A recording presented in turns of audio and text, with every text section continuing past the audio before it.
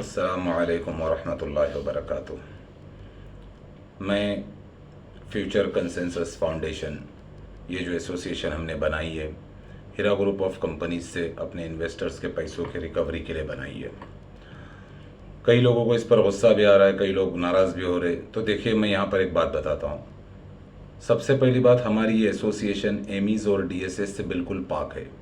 हमने अपने एसोसिएशन के अंदर एमी डीएसओ को कोई ओहदा नहीं दिया है और हमारी एसोसिएशन में एमी डीएसएस नहीं है। दूसरी बात कि ये वो लोग हैं जिन्होंने मुझसे ये बात कही थी कि भाई हमने आपके कहने पर पुणे एसोसिएशन ज्वाइन करी थी और हम आज फंस चुके हैं, तो इसलिए मुझे ये अलग एसोसिएशन बनाने की ज़रूरत पड़ी। और मैं यहाँ पर एक और बात वाज़ेह कर दूँ कि मैं अपनी एसोसिएशन के लिए मेंबर्स बढ़ाने का मेरा कोई इरादा नहीं है। जो आना चाहे आ सकता है, अगर कोई नहीं आएगा तो भी हमें कोई फ़र्क नहीं करेगा, हम अपना काम करते रहेंगे। हमारी तरफ से किसी के लिए कोई ज़बरदस्ती नहीं कि हमारी एसोसिएशन ज्वाइन करो, इस तरह की कोई ज़बरदस्ती हमारी नहीं है। बल्कि हम इस कोशिश में कि कम से कम लोगों को हम ज्वाइन कराएंगे, क्योंकि रिकवरी का बजट उतना ज़्यादा हमें बढ़ाना भी नहीं है।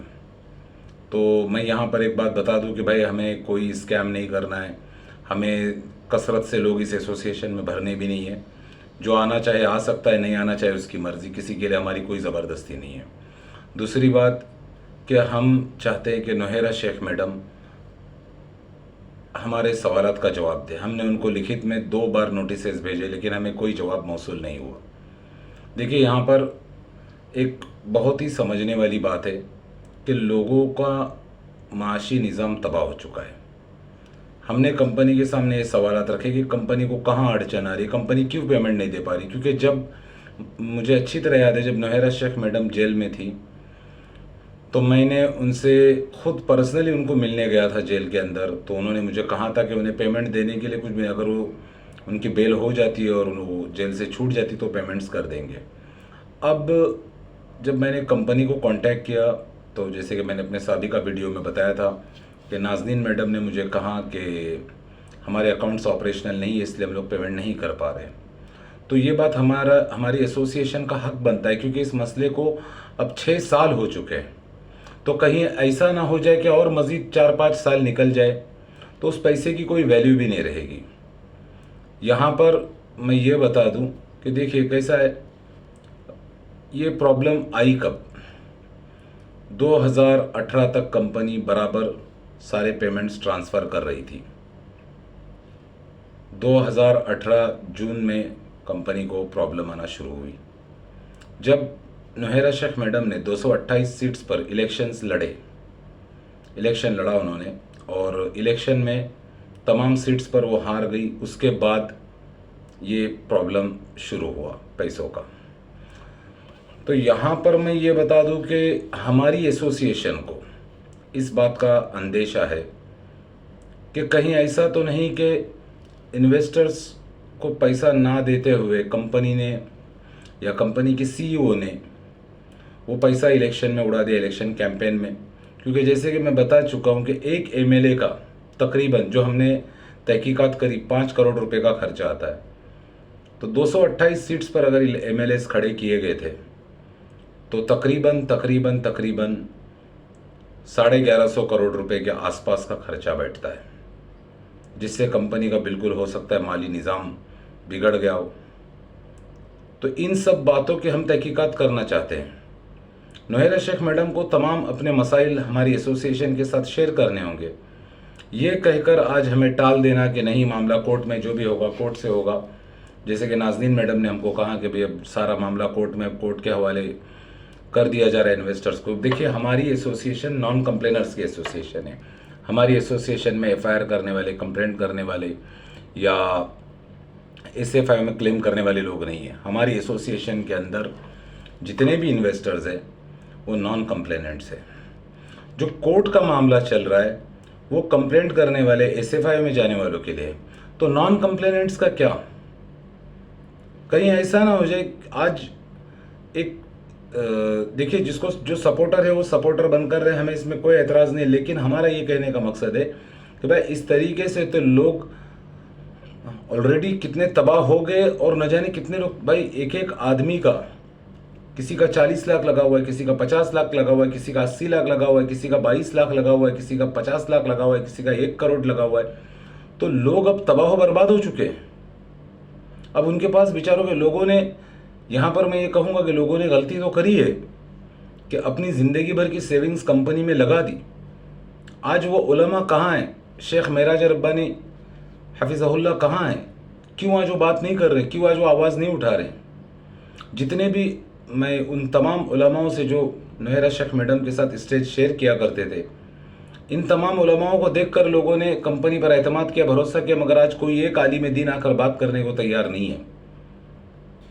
कई वो लोग जो कंपनी को प्रमोट किया करते थे, आज किसी का कोई अता पता नहीं है, कोई हक की बात नहीं करना चाहता है। अगर कोई इन्वेस्टर्स के मसाइल उठाता है तो फिर उसके ऊपर लान तान की जाती है और उसको परेशान किया जाता है, और एक ऐसा माहौल बना दिया गया कि बस अच्छे सपोर्टर बनकर रहो। भाई हम भी सपोर्टर ही थे कंपनी के, हम कोई कंपनी के अगेंस्ट में नहीं थे, लेकिन जब दिख रहा है कि भाई साफ तौर से दिख रहा है कि गलत हो रहा है। अब जैसे कि मैंने अपने साबिका वीडियो में बताया कि पूरे एसोसिएशन के तमाम जिम्मेदारान जो एमईज और डीएसएस थे, जो उस एसोसिएशन को कंट्रोल किया करते थे, उन सबको उनका पैसा मिल गया। तो आम इन्वेस्टर बेचारा क्यों मर रहा है? कंपनी को कहाँ दिक्कत आ रही है? अगर कंपनी हमें लिखित में देती कि भाई इस डिपार्टमेंट से इस वजह से हमें प्रॉब्लम आ रही है, तो हम कंपनी का साथ देने के लिए तैयार है। कंपनी लिखित में हमको दे दे कहाँ से क्या प्रॉब्लम आ रही है, हमसे जो भी सॉल्यूशन बन पड़ेगा हम करेंगे कंपनी के लिए। लेकिन कंपनी को लिखित में हमें अपने प्रॉब्लम्स बताने होंगे। कंपनी इस तरीके से एक रजिस्टर्ड एसोसिएशन को इग्नोर नहीं कर सकती है। और मैं नोहेरा शेख मैडम से कहूँगा कि आप इस गलतफहमी में मत रहिए कि जैसे पुणे एसोसिएशन आपके कदमों की धूल बनकर रह गई और आपके खिलाफ कोई बात नहीं कर रहे, आपसे कोई सवाल नहीं कर रहे तो हम नहीं करेंगे। ऐसी बात नहीं है, हम तो सवाल करेंगे। कई लोगों ने, जिन लोगों ने बेचारों ने सऊदी से और दुबई से वहाँ की करेंसीज में रियाल और दिरहम और दिनार कुवैत के जिन लोगों ने इन्वेस्टमेंट किया था, आज कंपनी का कहीं कोई वजूद उनको नज़र नहीं आ रहा है, कोई बोलने वाला नहीं है। इसीलिए हमने ये भी प्लान किया है कि हम गल्फ़ अथॉरिटीज़ को एम्बेसीज के through, Saudi embassy, Dubai embassy और कुवैत एम्बेसी को कांटेक्ट करके वहाँ के हुक्मरानों को भी कांटेक्ट करेगी हमारी एसोसिएशन, कि कोई हमारे लिए मसले का हल ढूंढा जाए। जब ये मसला उठा था हीरा ग्रुप ऑफ कंपनीज का, तो एमईडीएसएस जो थे ये बहुत ज़्यादा डर गए थे और इन्होंने ये पुणे की एसोसिएशन बनाई। और बाकी जो दूसरी जगहों के एमईडीएसएस थे उन्होंने भी यही बात प्रोपगेट करी कि भाई नोहेरा शेख आपा के साथ ज़्यादती हुई है, ओवैसी ने साजिश करी थी। कि ओवैसी कितनी भी साजिशें करे, ओवैसी कुछ भी करे, ओवैसी आपा के अकाउंट्स का कुछ नहीं कर सकता है। ओवैसी ने कंप्लेंट करवाई होगी या ओवैसी ने जो भी करना होगा, जो भी उसका, वो एक अलग मसला है। लेकिन अगर इस तरीके से ओवैसी किसी के अकाउंट्स को कंट्रोल करने लग जाए तो फिर हैदराबाद में क्या पूरे हिंदुस्तान में भी कोई बिजनेस नहीं कर सकता है। तो ये सब बातें हमें हजम नहीं हो रही है। हम नोहेरा शेख मैडम से अदबन ही गुजारिश करते हैं कि आप हमें काइंडली हमारी एसोसिएशन को रिप्लाई करें, कहाँ क्या प्रॉब्लम है। इन्वेस्टर्स बहुत ज़्यादा तकलीफ में, बहुत ज़्यादा प्रॉब्लम में, और कई लोग तो अब इस दुनिया से जा चुके हैं अपने पैसों के इंतज़ार में। जो पैसा वक्त पर काम ना है वो किसी काम का नहीं है भाई पैसा। हम चाहते हैं कि नोहेरा शेख मैडम हमारी एसोसिएशन के साथ ताउन करें, हमें बताए कहाँ क्या प्रॉब्लम है। इस तरह उनका खामोश बैठ जाना और उनकी असिस्टेंट का ये कहना कि मामला कोर्ट में, जो भी होगा कोर्ट से होगा, तो ऐसे तो न जाने कई साल निकल जाएंगे। हम ये भी प्लान कर रहे हैं कि अगर कंपनी हमारे साथ कोई ताउन नहीं करती है या ये मामला इसी तरह चलता है तो फिर ऐसी सूरत में हमें एमईडीएसएस पर भी कार्रवाई करनी होगी, क्योंकि आईएमए में यही हुआ है। आईएमए में एमईडीएसएस के भी एसेट, जो प्रॉपर्टीज़ थी या उनके जो भी एसेट्स थे वो जब्त किए गए। और ऐसे दूसरे भी कई कंपनीज की मिसालें हमारे सामने हैं। अगर कंपनी की सीईओ हमारे साथ कोऑपरेट नहीं करते या हमें लिखित में जवाब नहीं देते, तो इस सूरत में फिर हम लोगों को आगे के प्लान ऑफ एक्शन करने पड़ेंगे। भाई अब मज़ीद इस मामले में सबर करके नहीं बैठा जा सकता है, ये बहुत डिले हो चुका है। भाई हम इसलिए हमने कंप्लेंट नहीं करी, इसलिए हमने कोई एफआईआर की फेवर नहीं कर रहे या कोर्ट कचहरी के मसले में नहीं पड़ना चाह रहे, क्योंकि हम कंपनी को या हमें ये मानते हैं कि कंपनी बिजनेस करती थी। आज डेट तलक के मेरी एसोसिएशन का यही मानना है कि कंपनी बिजनेस करती थी, लेकिन हाँ, हमें ये शक ज़रूर है कि कंपनी ने पैसों का मिसयूज़ किया है। नोहेरा शेख मैडम ने कहीं पैसों का मिसयूज़ तो नहीं किया है, कहीं इन पैसों से इलेक्शन या इलेक्शन कैंपेन या जो भी पॉलिटिकल जो भी उनको करना था उसमें तो ये पैसा खर्च नहीं हुआ, उन अखराजात में तो ये पैसा खर्च नहीं किया गया। यहाँ बहुत सारे सवाल उठते हैं। अब जैसे ये पुणे की एसोसिएशन है, पुणे के एसोसिएशन के सामने मैंने तमाम सवालात रखे थे, लेकिन पुणे की एसोसिएशन नोहेरा शेख मैडम के खिलाफ कोई एक्शन नहीं लेना चाह रही। पुणे एसोसिएशन ने कहा था कि नोहेरा शेख मैडम को एक मौका मिलना चाहिए, वो मौका उन्हें मिला। आज उनको काफ़ी टाइम हो गया जेल से निकले हुए। और पुणे एसोसिएशन के ताल्लुक से मैं एक और बात बताऊंगा कि लोग ये समझते हैं कि पुणे एसोसिएशन को जो है कंट्रोल एडवोकेट अब्दुल रहमान साहब या और दूसरे भी जो लोग नज़र आते थे वो कर रहे हैं। लेकिन मैं ये बता दूं कि जिन चेहरों को आप लोग जानते हैं वो सिर्फ सामने थे, बैक डोर से ये एमीज और डीएसएस कंट्रोल कर रहे थे। और इसका मास्टरमाइंड ये शरीफ नाम का एमी है, यही इस पूरी एसोसिएशन को चला रहा था। बाकी जो जिम्मेदार हैं, जो बेचारे प्योरली इन्वेस्टर्स हैं, उनको कुछ एक्शन करने ही नहीं दिया जाता था। उनकी उस एसोसिएशन के अंदर चलती ही नहीं थी, और मैं भी उनमें से एक था, मेरी भी कुछ नहीं चलती थी। मैं कई बार कई मुद्दे उठाया, लेकिन इन एमईडीएसएस के सामने मुझे भी हार माननी पड़ी और मुझे ये अलग एसोसिएशन फॉर्म करनी पड़ी। और जब ये अलग एसोसिएशन हमने फॉर्म करी और मेरे साथ जो दूसरे बोर्ड मेंबर्स हैं, दूसरे जो जिम्मेदारान हैं, जो सेक्रेटरी हैं या और बोर्ड मेंबर्स हैं, उसमें हमने एमईडीएसएस को कोई ओहदा नहीं दिया, एमईडीएसएस को रखा ही नहीं हमने। इसमें प्योरली हम सारे इन्वेस्टर्स हैं और हम यही चाहते हैं। हमारा मकसद कुछ भी नहीं है भाई, हमें किसी को तकलीफ नहीं देना है, किसी को गाली गलौज नहीं देना है, किसी से हमारी कोई ज़ाती दुश्मनी नहीं है। हमें सिर्फ और सिर्फ हमारे एसोसिएशन से जुड़े हुए लोगों के पैसों की रिकवरी करने से मतलब है, बस और कुछ भी नहीं। बाकी आपा चाहे सियासत करे, कुछ भी करे, उनके सियासी मामलात से भी हमारा कोई लेना देना, उनकी किसी भी उससे हमारा कोई लेना देना नहीं। हमें सिर्फ इन्वेस्टर्स के पैसों की रिकवरी करनी है।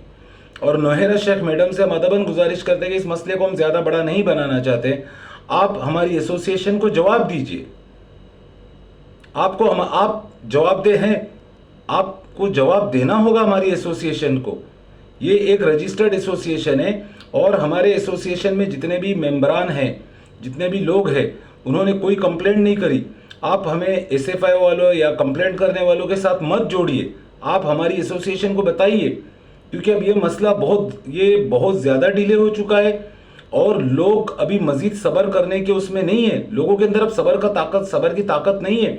2018 से लोग बैठे हुए, लोगों ने अपनी सारी जमा पूंजी इस कंपनी के अंदर लगा दी, लोग तबाह बर्बाद हो चुके और तकरीबन 2.25 लाख मुसलमान अगर तबाह हुए हैं तो इसका ये मतलब है कि एक घर के एक फर्द के ऊपर 5 लोग अगर होते तो तकरीबन 8 से 10 लाख मुसलमान यहां बर्बाद हो रहा है। आप आज भी अपनी सियासी सरगर्मियों में लगी हुई हैं, अपने सियासी मामलात में आप उलझी हुई है, लेकिन आप कंपनी के इन्वेस्टर्स का, जिन बेचारों ने आपके ऊपर भरोसा करके आपकी कंपनी में अपना लाखों रुपए लगा दिया, लोगों ने अपने घर बेच के, फ्लैट बेच के, जेवरात बेच के, न जाने क्या क्या बेचकर इस कंपनी के अंदर पैसा लगाया, आज वो लोग दर दर भीख मांग रहे, तबाह बर्बाद हो चुके हैं। अगर कोई अपने हक की आवाज़ उठाता है तो उसको खामोश करने की कोशिश की जाती है, उसे ग्रुपों में गाली गलौज करी जाती है। बिल्कुल गलत है भाई। हमें किसी से भाई कोई दुश्मनी नहीं। अगर किसी को पैसा मिल गया तो हम बोलते हैं बहुत अच्छी बात है। हमें किसी से न लड़ना है, न किसी से उलझना है। हमारा सवाल कंपनी की सीईओ से है, हमारा सवाल नोहेरा शेख मैडम से है, क्योंकि हम उनकी कंपनी को कंपनी मानते हैं, उनके बिजनेस को बिजनेस मानते हैं। हम हीरा ग्रुप ऑफ कंपनीज को पॉन्जी नहीं मानते हैं। हाँ, हमें ये शक है कि इन्वेस्टर्स के पैसों का इलेक्शन में इस्तेमाल हुआ है, इसीलिए कंपनी को दिक्कत आई। और ये बातें मैं कई बार उठा चुका हूं, लेकिन इसकी कोई सुनवाई नहीं। अब जैसे मैं बताया ना कि पुणे एसोसिएशन ने इतना बड़ा इन्वेस्टर्स के साथ धोखा किया, और ये जो शरीफ है, ये पहले डॉक्टर रिजवान जो कि कुरला का एमी है, इसके अंडर में था। डॉक्टर रिजवान और शरीफ, ये इस तरह के जो एमईडीएसएस थे, ये जो एमीज थे, इन लोग ऐसे एमीज के ऊपर कार्रवाई करके इनके एसेट्स को जब्त करना चाहिए, इनकी प्रॉपर्टीज को जब्त करना चाहिए। जितने भी एमीज ने इन्वेस्टर्स को गुमराह किया, इनके खिलाफ कार्रवाई करना भी बनता है। अब अगर नोहेरा शेख मैडम किसी किस्म का ताउन हमारे साथ नहीं करेंगे तो इस सूरत में हमें MEDSO पर भी कार्रवाई करनी पड़ेगी। भाई यहाँ पर अभी किसी के पास कोई सॉल्यूशन बचा नहीं है। SFI वालों ने तो SFI में क्लेम करके अपना पैसा सेव कर लिया है। हो सकता है उनको थोड़ा वक्त लगे, उनका क्या मामला है वो तो बाद में पता चलेगा, लेकिन जो फर्स्ट FIR करने वाले थे उनको पैसे मिल गए, उनको चेक्स मिल गए। तो इसका मतलब है कहीं ना कहीं जिन्होंने कंप्लेंट करी, जिन्होंने कंपनी के जो अगेंस्ट गए, वो लोग कामयाब हुए, और जो बेचारे सब्र करके बैठे रहे वो आज तकलीफ में तबाह बर्बाद हो चुके हैं। मैं फिर नोहेरा शेख मैडम से ये अपील करता हूं कि आप हमारे एसोसिएशन को लिखित में जवाब दें, कहाँ क्या दिक्कत आ रही है। देखिए ऐसा है कि हम आगे की कार्रवाई, जैसे कि अब हमें खलीजी ममालिक के सफारत खानों का रुख करना पड़ेगा, हमें अपनी आवाज़ सऊदी एम्बेसी, दुबई एम्बेसी और तमाम जगहों पर उठानी पड़ेगी। वहाँ के भी MEDSS को हमें फिर टारगेट करना पड़ सकता है, और क्योंकि वहाँ के भी कुछ इन्वेस्टर्स हमसे कांटेक्ट में और हमारी एसोसिएशन से जुड़ना चाह रहे हैं। तो मैं नोहेरा शेख मैडम से ये कहना चाहूँगा कि आप हमें जवाब दीजिए कि कहाँ क्या दिक्कत आ रही है, क्या प्रॉब्लम आ रही है, क्यों आप पैसे नहीं दे पा रहे हो। आपको लिखित में जवाब देना होगा किस डिपार्टमेंट से, कहाँ से आपको क्या प्रॉब्लम है। तो जो कुछ भी हमसे मुमकिन हो सकेगा तो हम आपका साथ देंगे। मैं इस बात की उम्मीद करता हूं कि नोहेरा शेख मैडम हमारी एसोसिएशन को राइटिंग में जवाब देंगे। और भाई मैं यहाँ पे सब लोगों से एक अपील करता हूँ कि हमारी एसोसिएशन को बिला वजह क्रिटिसाइज मत कीजिए, क्योंकि हमारी किसी से कोई दुश्मनी नहीं है, चाहे कोई सपोर्टर हो, एंटी हो, प्रो हो, कोई भी हो, और ना ही हमारी तरफ से किसी के लिए कोई ज़बरदस्ती है कि वो हमारी एसोसिएशन से जुड़े। ऐसा कुछ भी नहीं है भाई। मैं सिर्फ जो आवाज़ उठा रहा हूँ अपने एसोसिएशन के मेंबर्स के लिए उठा रहा हूँ, जिन्होंने मुझ पर भरोसा किया और ये एसोसिएशन बनाने में मेरी मदद करी। मैं नोहेरा शेख मैडम आपसे अदबन ये गुजारिश करता हूँ कि आप फौरी हमें जवाब दे दें। अस्सलामु अलैकुम वरहमतुल्लाहि वबरकातुहू।